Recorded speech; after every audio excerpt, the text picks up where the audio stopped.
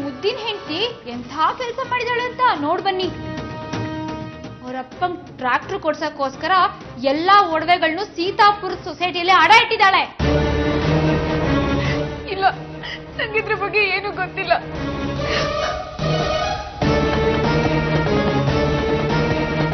ಏನ್ ಸಾಕ್ಷಿ ಇದೆ ನಿಮ್ಮ ಹತ್ರ?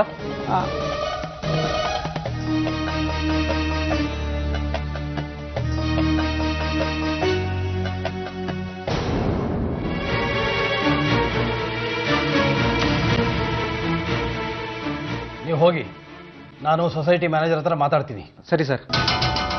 ಸಾವಿತ್ರಿ, ಈ ಕೆಲಸನ ಸ್ವತಃ ನೀನೇ ಮಾಡಿದ್ಯಾ, ಯಾರಾದ್ರೂ ಹೇಳ್ಕೊಟ್ರು ಅಂತ ಮಾಡಿದ್ಯಾ? ಇಲ್ಲ ಅಮ್ಮ, ಇದ್ರ ಬಗ್ಗೆ ನನ್ಗೇನು ಗೊತ್ತಿಲ್ಲ. ಅಪ್ಪಂಗ್ ಟ್ರಾಕ್ಟರ್ ಬೇಕು ಅಂತ ಸಾಲ ತಗೊಳ್ಳೋದಕ್ಕೆ ಸಹಿ ಮಾಡಿಸ್ಕೊಂಡ್ರು. ನಾನು ನಿಜ ಅಂತ ಸಹಿ ಮಾಡಿದೆ. ಆದ್ರೆ ಒಡವೆ ಅಡ ಇಡೋ ವಿಷಯನ ಪರಶುಣ್ಣ ನನ್ಗೆ ಹೇಳಲೇ ಇಲ್ಲ.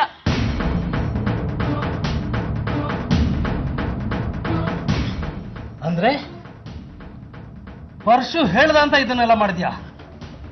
ಸಹಿ ಹಾಕೋಕ್ ಮುಂಚೆ ಓದಕ್ ಗೊತ್ತಿರ್ಲಿಲ್ವ ನಿನ್ಗೆ? ಅದು ಇಂಗ್ಲಿಷ್ ಅಲ್ಲಿ ಇತ್ತು. ನಾನು ಇಂಗ್ಲಿಷ್ ಓದೋದ್ ನಿಧಾನ, ಅದಕ್ಕೆ ಓದ್ದೆ ಸಹಿ ಮಾಡ್ಬಿಟ್ಟೆ. ಎಂತ ಪೆದ್ದ ಹುಡುಗಿ ನೀನು! ಇವಳನ್ನ ಯಾಕೆ ಬೈತ್ಯೋ? ನಿನ್ಗಿನ್ನೂ ಅರ್ಥ ಆಗ್ಲಿಲ್ವಾ? ಇದೆಲ್ಲ ಪರಶು ಕಿತಾಪತಿ. ಸಾವಿತ್ರಿ ಒಡವೆನ ಯಾಕೆ ಅಡ ಇಟ್ಟೆ?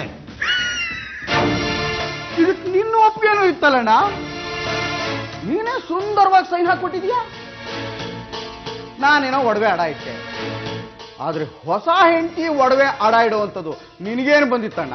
ಪರಶು, ನಿನ್ನ ಮಾವನು ಒಳ್ಳೇದಾಗ್ಲಿದ್ದೆಲ್ಲ ಮಾಡದ್ನಪ್ಪ. ಪ್ರತಿ ಸರಿ ಈ ಥರದ್ದೇನಾರು ಆದಾಗ್ಲೂ ಎಲ್ರು ನನ್ನ ಕಾಲ ಹಿಡ್ಕೋತೀರಿ. ಯಾಕೆ ಈ ಮನೇಲಿ ನಾನು ಕಾಲ್ ಕಸ ಆಗಿದ್ದೀನಿ ಅಂತಾನ? ಸೂರಪ್ಪನವ್ರ ಪತ್ರಕ್ಕೆ ಸೈನ್ ಹಾಕೊಟ್ಟಿಯಲ್ಲ, ಯಾಕೆ ಓದಕ್ ಬರ್ತಾ ಇರ್ಲಿಲ್ವಾ ನಿನಗೆ?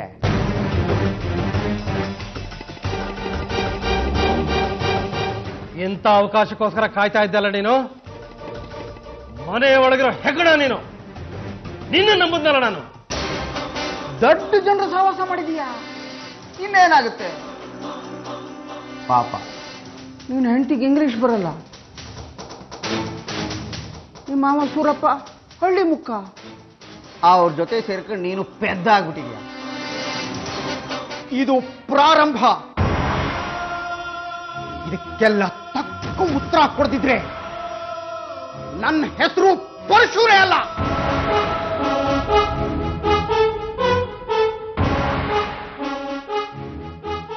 ಸೂರಪ್ ನನಗೆ ಟ್ರ್ಯಾಕ್ಟರ್ ಕೊಡ್ಸಿದ್ರೆ ಸಹಾಯ ಆಗತ್ತೆ ಅಂತ ಪಾಪ ಇವ್ರು ಎಷ್ಟೊಂದು ಓಡಾಡಿದ್ರು ಗೊತ್ತಾ?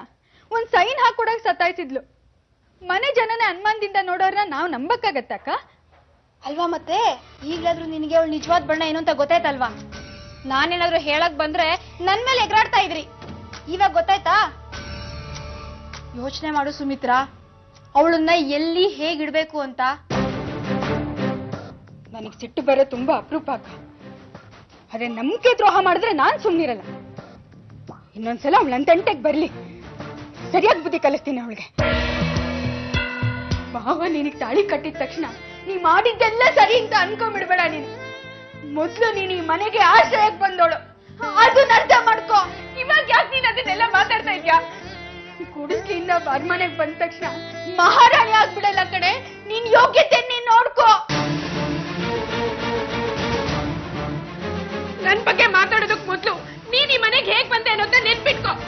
ನಾನೇನು ನಿನ್ನ ಹಾಗೆ ಮದ್ವೆಗ್ ಮುಂಚೆನೆ ಹೊಟ್ಟೆ. ಹೇಳು, ಇನ್ನೊಂದ್ಸಲ ಹೇಳು. ಹೇಳು ಅಮ್ಮ. ಸುಮ್ಯಕ್ಕ, ಸುಮ್ಯಕ್ಕ ಏನಾಯ್ತು? ಏನಾಯ್ತು ಸುಮ್ಯಕ್ಕ? ಏನಾಯ್ತು? ಅಮ್ಮ, ಅಮ್ಮ, ಸುಮ್ಯಕ್ಕ ತಪ್ಪಾಯ್ತು. ಸುಮ್ಯಕ್ಕ ಏನಾಗ್ತಿದೆ ಹೇಳಿ. ಸುಮ್ಯಕ್ಕ